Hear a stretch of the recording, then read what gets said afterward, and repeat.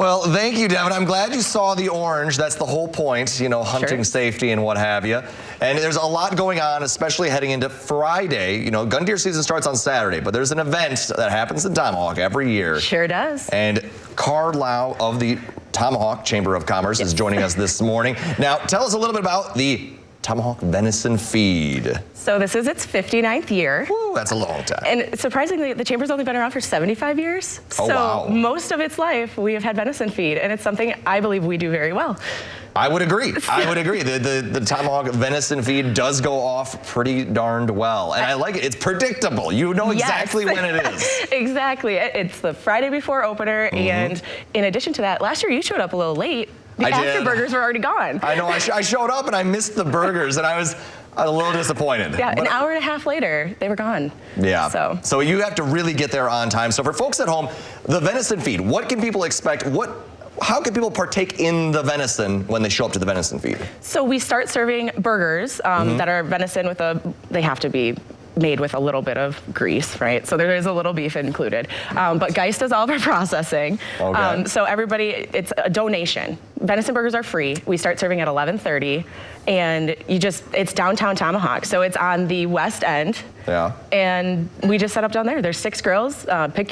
Pick your poison, honestly, of which grill you want to go to, and everybody's got a different seasoning. Some have onions, some have cheese. Oh yeah, the grillers some of them have been doing this for the entire time, like JJQ. Oh yeah. So they dole some good stuff out. No, it's always a great time down there at the old Venison Feed. I am a big fan of the venison burgers. I didn't get any last year, but you know, this year there's a better chance. I certainly won't be waiting until an hour and a half into it. You got to get in line. I know. That's what you got to do. The lines. It's the waiting of the lines. But venison, for folks, you know, who don't know, it's the meat of the deer. Yes. So that's, you know, it's kind of the big thing. You know, it gets you into the hunting mindset. Exactly. And the cool thing is, too, is a lot of it is donated by folks that had it last year. They didn't go through it all, so they donated to the chamber for this year. That's a good problem to have. It is. That means they did well. I am not one of those that can donate, but. Yeah. I know my folks, my dad was not exactly one of them. I know his supply was running thin until bow season. Recently.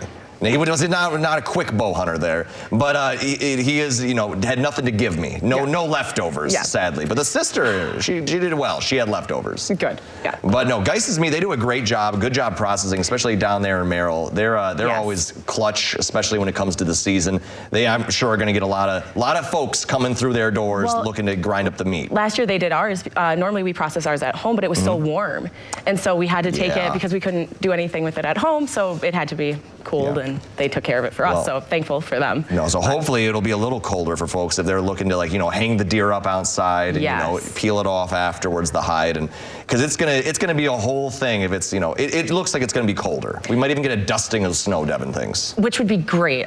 From what it looks like, Friday will be like prime time for me, and then hunting great for the next day. So let's just cross our fingers that's how it stays. So folks looking to come out, it's gonna be at what time? We start serving burgers at 11:30. Okay, and besides the burgers, what else can folks look to when they go downtown? There's free soda as well. You just got to make the rounds. There's some bake sales. The FBLA is the one that does the shirts every year. Yes. And so they will be downtown with hot chocolate as well. We have the DNR comes down every year. They have giveaways and handouts and stuff. Yeah. No, all the good things to, you know, get involved there. Plus, it's always nice to see FBLA DECA. You know, they're always a pleasant time. I remember back in school, you would join that to kind of get out of school, and this would be your excuse. It'd be your big Friday out on the town. Yeah, you're like, let me get out of school. Let's go to where all the people congregate. Exactly. And you know, you got to dress for the weather, and you know, it's nice when it's warm for the venison feed, but after that, you kind of gotta cool those temps down. Exactly. Yeah. Because this is a very warm jacket for folks at home who could not tell. This is not something. It's not doing well. I would not normally wear this in the studio. I feel like I'm about 110 degrees here. Yeah, I'm fine. Yeah, I know. You don't know what your problem is. A normal t-shirt, that's fantastic. We know what your problem is. But. Well, hopefully folks come on down to Tomahawk. It's going to be a great venison feed, lots of burgers to be had. Yes. If you show up on time. 1,400 left in an hour and a half last year.